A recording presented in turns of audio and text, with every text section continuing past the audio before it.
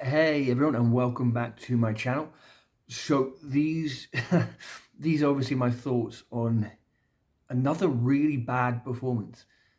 Another really bad performance and another really just awful result. Obviously this is the 2-1 defeat we've just had against Brighton in the FA Cup. I think this is the first time since like '94 which we've been out both cups this early on. Um, yeah, it was just a really bad performance. Shocking from everyone. So start with the team: Sanchez in goal, Gusto on the right, Tosin, Chalobah as our centre backs, Cucurella on the left, Caicedo and Dewsbury Hall as our midfield. On the right, Neto. On the left, Sancho. Palmer in the middle with and Kunku up front. Um, my thought on the team was basically Sanchez in goal. I guess he's going to be a cup goalkeeper. I prefer that him being in these sorts of cups than the league. Obviously, Nkunku playing because Jackson is injured and he's also just atrocious at the moment. But Nkunku doesn't want to be here, so great for us, great. But yeah, so this was a really big match. This was a really big match. We've been atrocious in the FA Cup for the last few years. Had some really heartbreaking defeats. We obviously went out in the Carabao Cup earlier on this season in a whimpering fashion, where we were just awful against Newcastle. And considering the bad form we've been in for the last 2 months, this was a really good opportunity for the players to just get their heads together, turn up away at Brighton, who, by the way, had just lost 7-0 to Forest. Brighton last weekend lost 7-0 to Nottingham Forest. We should be going there, showing them no respect and absolutely dominating them. And instead, we've come away not just with a defeat, but they were better than us in I mean, they were just completely better than us. We were just awful. So we'll get into the match. So we start really well into the first half. And I mean, obviously, we scored in the first few minutes. Obviously, Palmer gets the ball to the left hand side. Slightly fortunate, he shoots, and the goalkeeper completely fumbles it, and it goes in. Obviously, it was a catastrophic mistake from their goalkeeper, which is kind of great to see considering with Chelsea, I'm so used to over the last few months seeing us have catastrophic mistakes from our goalkeeper. So it's quite lovely seeing it happen to the other team for once. And then yeah, we looked good for the next 5, 10 minutes. We looked dominant. We kind of you could see that their players were clearly kind of nervous. Like I said, having just been beaten 7-0, you would be. But then it just slowly from minute, I think I say it's basically from their goal. They whip a ball in. Chalobah does a great header to clear the ball. I think it comes back out to Veltman. And then Rutter, the goal scorer, gets in between Chalobah and Tosin. I'm not sure why there's no communication between the two of them, but neither one of them pick him up. It's a delightful ball over the top, a perfect ball, and it's a great header. And it's them 1-1.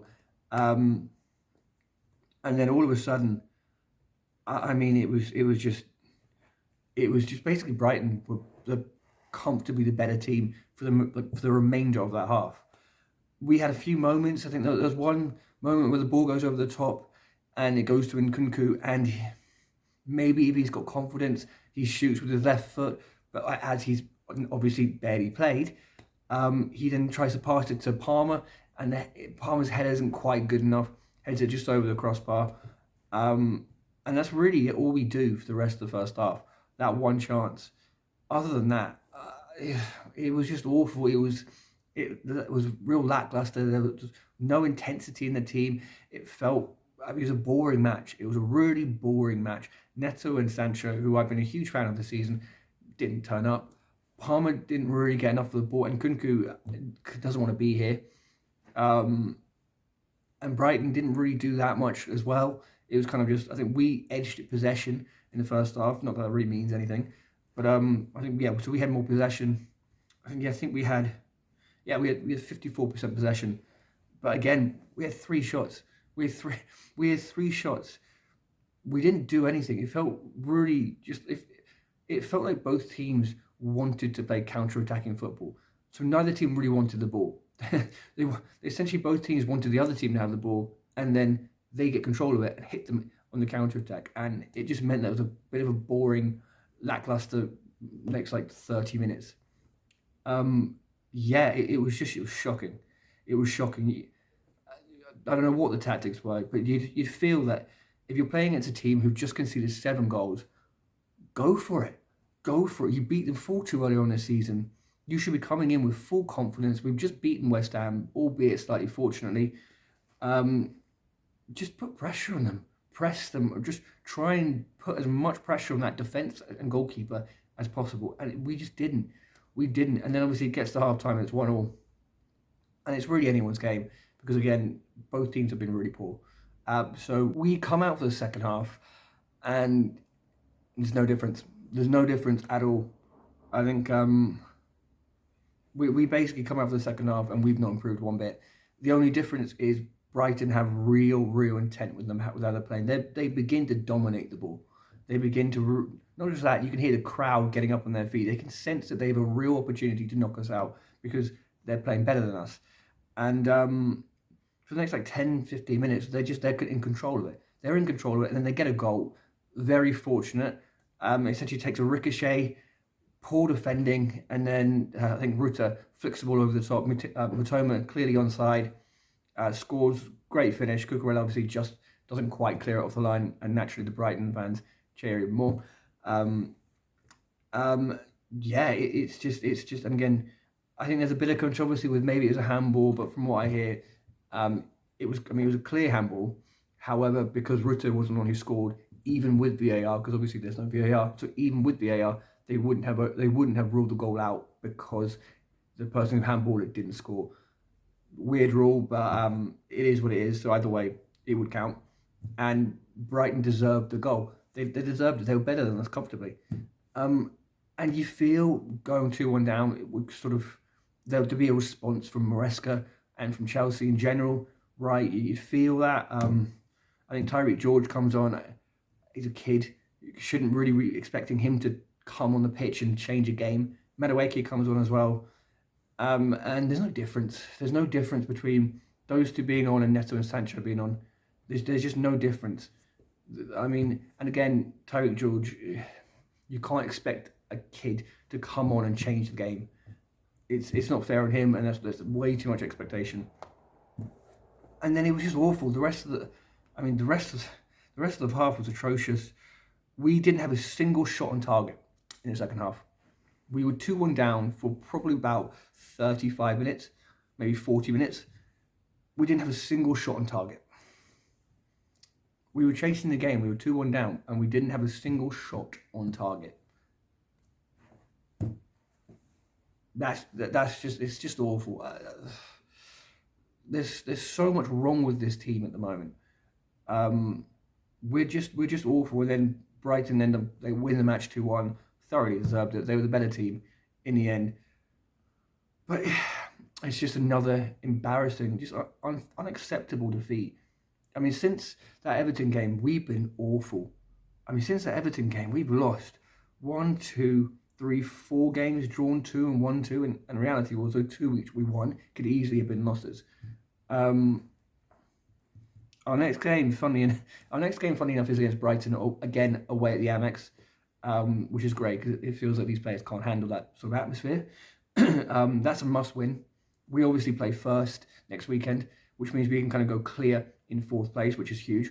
But yeah, it's not looking good because the players, our entire squad is either injured or if they're not in the starting 11, Maresca just doesn't feel they're good enough. We've just come out of a month-long transfer window. We had 30. I think we had like 32 days, 33 days to get something over the line. And I think the only transfer I remember us getting was like a 19-year-old for the who had potential to maybe be a superstar. That might even be exaggerating it. But yeah, it's another embarrassing defeat. We don't look good. We are in the top 4, but I don't think we're going to get top 4. Our players look exhausted, or they're just not good enough. The ones who are good enough are exhausted. The ones who aren't good enough are just not good enough. We've kept him Kunku, even though he clearly doesn't want to be here. We sent João Felix on loan when he would have been very useful tonight. We have no striker because Guiu is injured. Jackson's injured, but again, Jackson's not been very good recently. Yeah, the sporting directors have failed massively. They've absolutely failed. If this ownership is serious, they sack the sporting directors immediately. I don't think Maresca's perfect as a manager. I think he's made a lot of mistakes recently. But my main issue is these sporting directors have been the same people for the last few years, and they've seen off two managers, and they've just not consistently not gotten the players which the manager needs. We've had this ownership for 3 years, and the men's team has been awful ever since.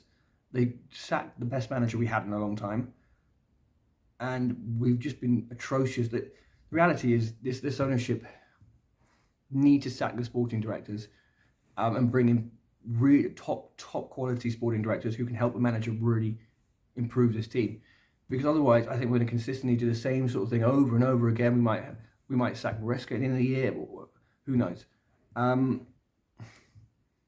But yeah, this is not looking good for Chelsea. We got another few months, and we're now in the Conference League, which we have to win. And if we don't win that, then that's a disgrace. We have to get top four, or top five. Have to get top five and the Conference League. Those two things are non-negotiable. But yeah, so our next game is against Brighton at the Amex. Again, we have to win that one. Will we? Probably not. But yeah, so not a positive video. That hasn't really been for the last few months. I'll see you all on Friday when, never know, maybe Chelsea will turn up and we might actually get a good win against Brighton. But yeah, if you enjoyed this, feel free to like, comment and subscribe, and I will see you all after a hopeful win on Friday.